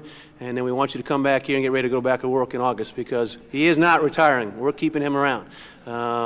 I think Coach Spurrier negotiated his new package for him because I wish I was paying him $60 a week, but we're not. But you earn every penny of that, okay? And the last thing I want to announce tonight on behalf of everybody here, you know, one thing you want to do is tonight's a special night, and you guys have strong feelings for Norm Carlson. You all have different feelings and different emotions and different memories of him. And one thing you want to make sure is that we never forget those. And a lot of you are involved in our football program and the media here that come in contact with him for, you know, so many times. I want you to always remember him. And therefore, though Norm has given me a lot of grief because now that he's retiring, we're building a new press box. You know, he's had to deal with an 80-seat press box for 40 years, and now we have a 250-seat press box. But that's okay, Norm, because from here on out, that press box is going to be named after you.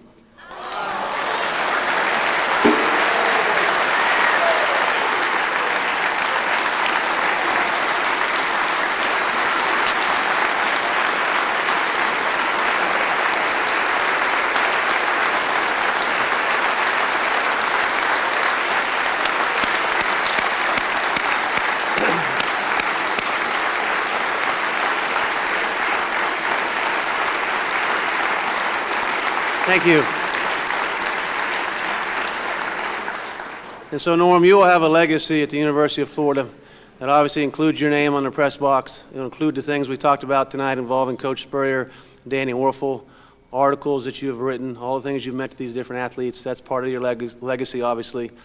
But to me, the biggest legacy is that you're loved, you're trusted, you're a true Gator, and you're everybody's friend in this room. That's how you'll always be remembered. Thank you.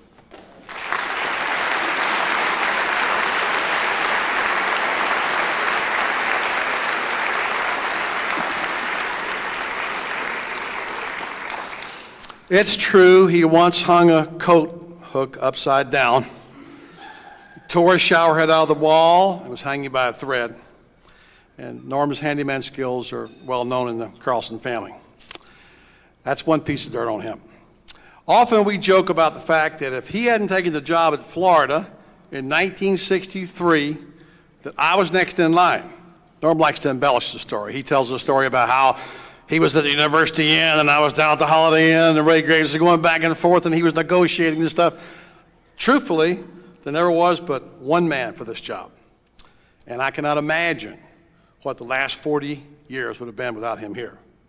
He's outlasted 7 Gator coaches, 8 U.S. presidents, and he has this little saying on his desk, which he's had for 25 years. It says, "Nothing is ever as good as it seems. Nothing's ever as bad as it seems. Reality is somewhere in between." Norm, this is your reality. Come on up.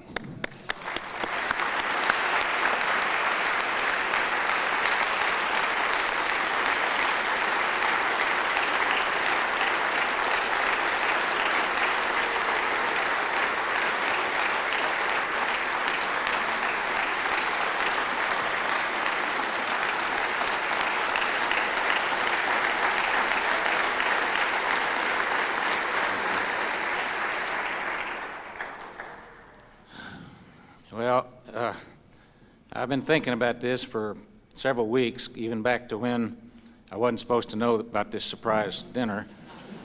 I've been thinking about what I was going to say, and all along I've really not been comfortable with what I could get up here and say, and I couldn't figure out why, because I've made a lot of speeches. And I finally realized that it's because, I'm being honored by people who are my friends, people I've known a long time, and I'm being honored for doing a job that I'm being paid to do at a university that I love. I live in a city that I love, that's close to Crescent Beach, that I love. And my friends and my family are here to see me honored. And it's just kind of overwhelming. It's kind of mind-boggling. It's even worse now after seeing the naming of the press box for me. I have been so fortunate in my life. I've had so many things that have been given to me by some power that's above, and I don't really feel like, that I'm deserving of all this, and it's just very touching to me. When I went to the University of Florida, I didn't even major in journalism. I majored in business administration, and I graduated in business administration in 1956. And the only experience I had in journalism was I wrote for the Alligator for a year or so, and I wrote a few stories for newspapers in Florida, but not many. And when I got ready to graduate, I decided, well, I don't want to be an insurance salesman. I want to be a journalist. So I sent off what clips I had to papers, and lo and behold, I got a call from Edwin Pope, who was they didn't call him executive sports editors back then, but that's what he was, of the Atlanta Journal. And he said, I don't understand why you want to go into journalism and not make much money when you're getting a degree in business administration. You can make a lot of money. You can be a businessman. But if you want the job, you've got a job at the Atlanta Journal. And of course I took it. And we have a lot of people here tonight, newspaper people in editorial positions, Don Boykin, Ed Sears, Van McKenzie, Buddy Martin, and they will all tell you that just doesn't happen. You don't get a job like that with the background that I came from. Maybe you get a job nowadays as a copy boy, but you couldn't get a job as a journalist. So that was the first time something looked down on me, and I got a job with the Atlanta Journal making $60 a week. But I made more contacts in Atlanta, and it really, the job that I did, I was a beat writer type hack. And the 4 years that I spent at the Atlanta Journal, maybe at the time I griped because I figured out I was making less than $1 an hour with the amount of hours I was putting in covering so many different sports and doing an outdoor page when I didn't know anything about fishing or hunting, and driving down to Auburn on my off day and covering practice. But it taught me things about journalism I couldn't have learned any other way, and it gave me, I have always had a real charismatic empathy, to quote Fred Abbott's line in 1972 in front of the Skywriters. It gave me a great charismatic empathy for the beat writers. It's true, isn't it, Catfish? He said that to the Skywriters, and they all scratched their head. They didn't know what he meant. That team had charismatic empathy, but we didn't win many games, but we had that. But anyway, that experience taught me what it was like to be a beat writer, what it was like to work overtime and not be paid, and to be awakened at 11 o'clock at night with a call from somebody with follow-up on a story or something. And so I feel like that's something that not many sports information directors have had that over the years, but I had that experience, and I've never forgotten it, and I've always gotten along, I think, pretty good with sports writers, and that's probably the biggest reason was my experience at the Journal. I also made a lot of contacts there. Ray Graves, Coach Jordan at Auburn, Bill Beckwith, the Auburn publicity man who moved up to ticket manager and talked Coach Jordan into hiring me. And I went to Auburn and had a great experience. I did have that happen to me at the University of Tennessee in the first game I ever advanced. And Haywood Harris and Gus Manning at the University of Tennessee came down here today for this. And when I got to Knoxville to the airport, I've got to tell this story. Haywood picked me up in a station wagon with a rack around the top, and the airport was out there in Alcoa, where it still is, and he threw my garment bag up on the roof, and he put nothing over it. And I said, Haywood, is that supposed to be, or shouldn't there be something holding that down? And Haywood's from East Tennessee, and he said, nah, it's one of them newfangled deals that it'll hold it down, the gravity or something hold it down. And we're driving into Knoxville. We stayed downtown back in those days, and we're driving along, and this truck pulls up next to us, honking its horn, honking, and we look out, and this guy reaches out and shakes my tattered garment bag out the window. That was my first experience advancing a football game there at Auburn. And I got the job at Florida. I had a chance to get the job at Florida in 1959, the first year I was at Auburn. We played Florida, and we had a press party. Florida stayed at the Ralston Hotel in Columbus, and we went over and had a press party. And the SID was a guy named Norris Anderson. He'd only been there like 6 months. And Norris called me aside and said, Coach Woodruff said to ask you if you want the SID job at Florida. And I said, what do you mean? You've only been at Florida for 6 months. He said, oh, I'm leaving. My wife hates it. She just hates it. And I said, why? And he said, well, she's lived in Miami all her life, and we had a house down there. And I said, well, Gainesville's a wonderful town. He said, oh, we don't live in Gainesville. We live on a lake outside Waldo. And I said, you moved your wife from Miami, a lifelong resident, and put her on a lake outside Waldo? No wonder she hates it up here. So I said, I can't take that job because it's not fair to Coach Jordan or the Auburn people. I've only been here a short time, although I love the University of Florida and obviously would have wanted to come back here. And sure enough, at the end of that season, Bob Woodruff got fired here, and so if I'd have taken the job, I'd have been here, I wouldn't have had a job. It could have been a real problem, so I didn't take it. But I had 4 wonderful years at Auburn.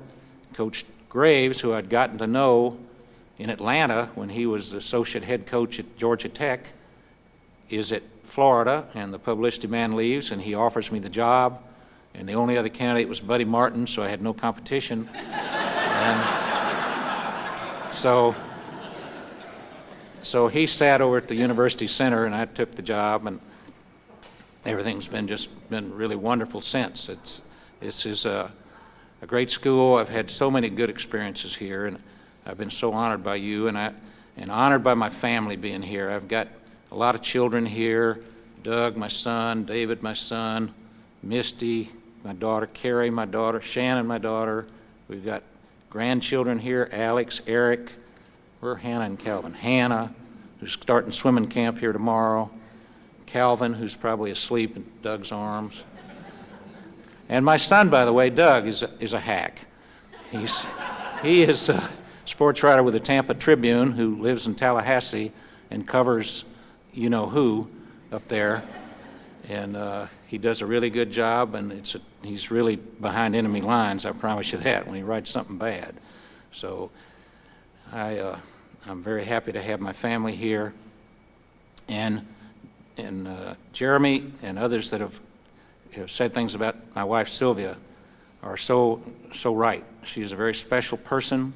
I would not have made it 40 years in this job. I would not be here now if it were not for her. She's what's kept me going and being the support. She's a very compassionate, caring person who is also a very tough lady. And we play good guy, bad guy all the time. You know which one's the good guy.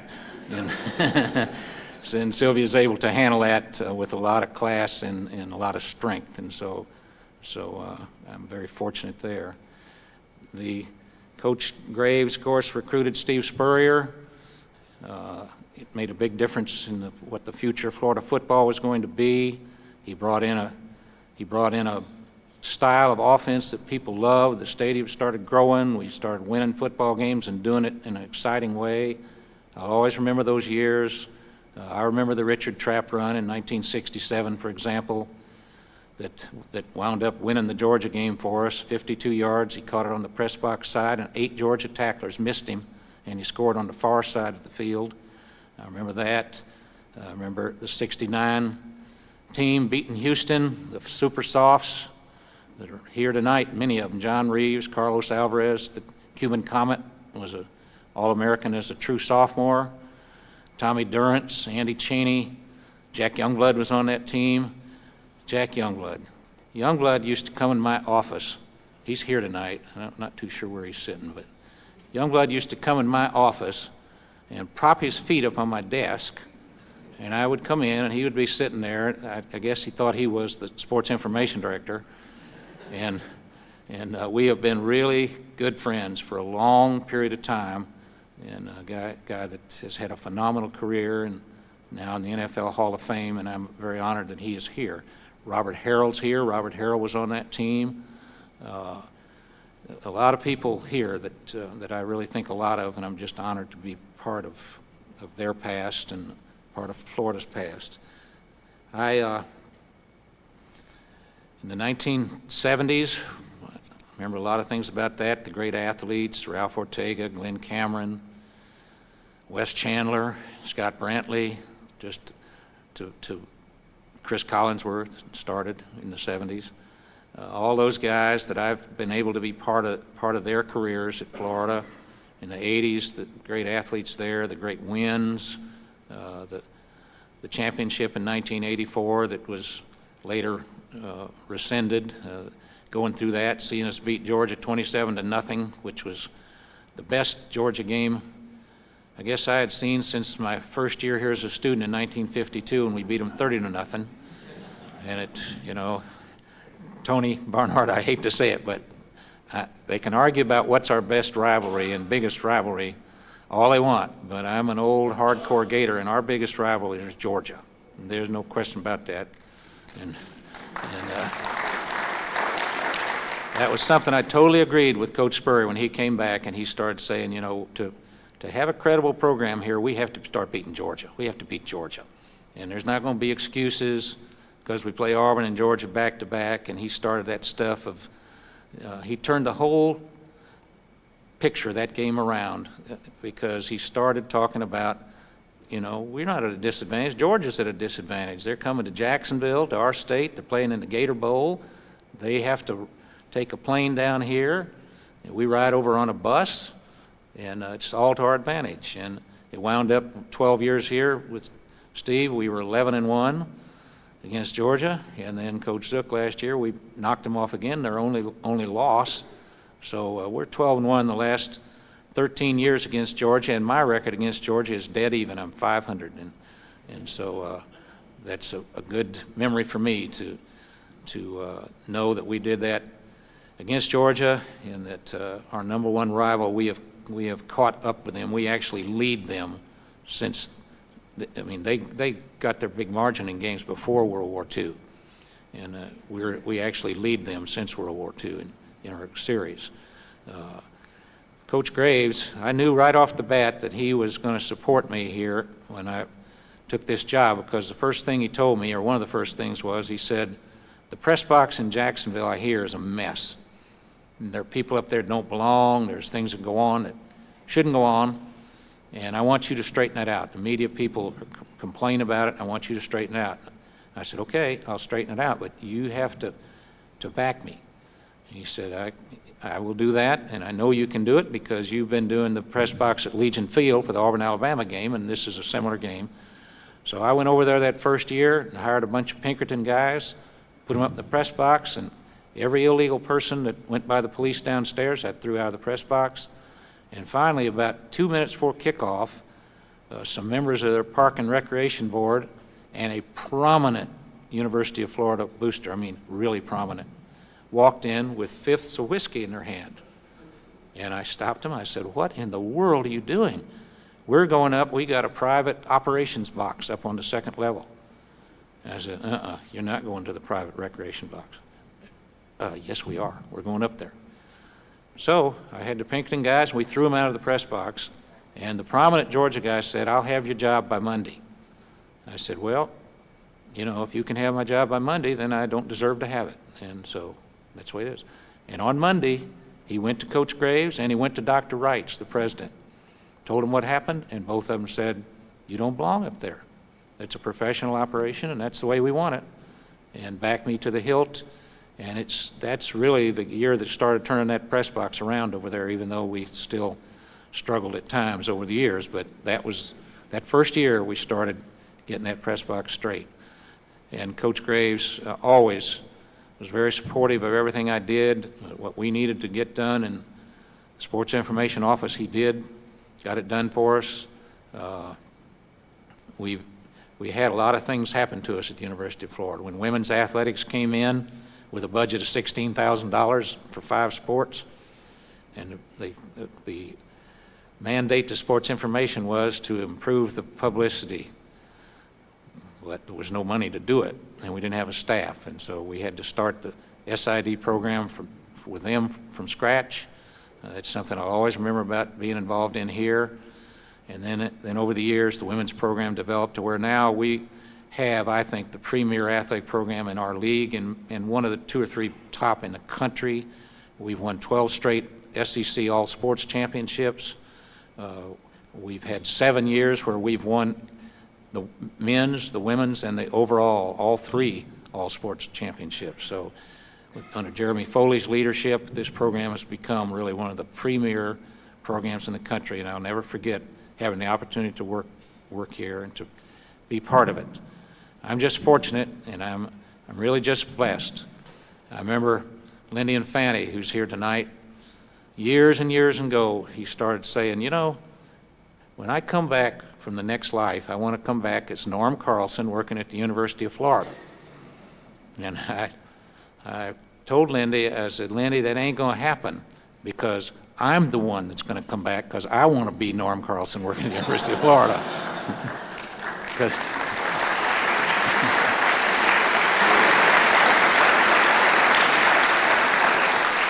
So I've been very fortunate and I've been very blessed. I appreciate you here. You're all my friends, and it means a lot to me. And it's an emotional moment for me, and I've said about all I can say. Thank you.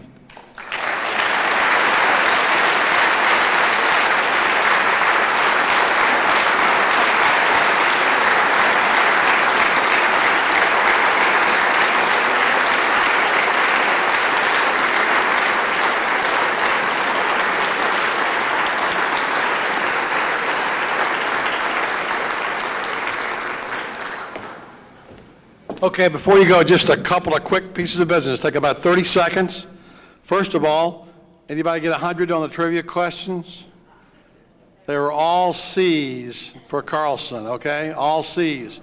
And Norm, if I get you and Sylvia to come up here just 1 second, real quick, I got something I want to give you, okay?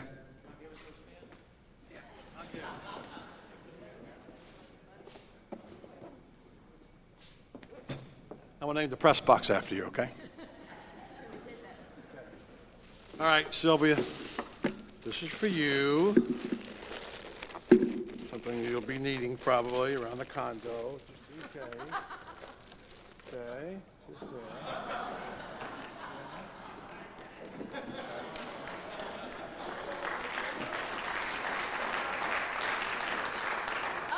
Norm, here's your two belt, okay? Here's your two belt. Two on it.